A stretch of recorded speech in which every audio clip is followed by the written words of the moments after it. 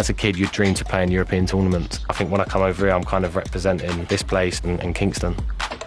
I used to get over here on a Saturday, 10 o'clock, leave at 6 o'clock, and then Monday it'd be closed and I'd be back here Tuesday, the exact same. That was my childhood pretty much.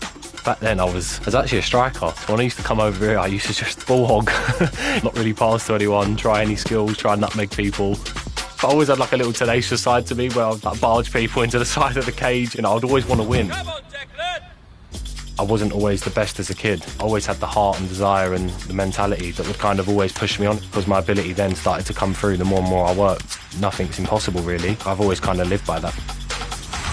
Me using my platform, even coming over here, like speaking to the kids, always get like asked loads of questions about how I've done it and what I've done. Football's becoming more and more diverse now. You can be anyone and play grassroots football, and I think that's why grassroots is so important. Sometimes you kind of do have to stop,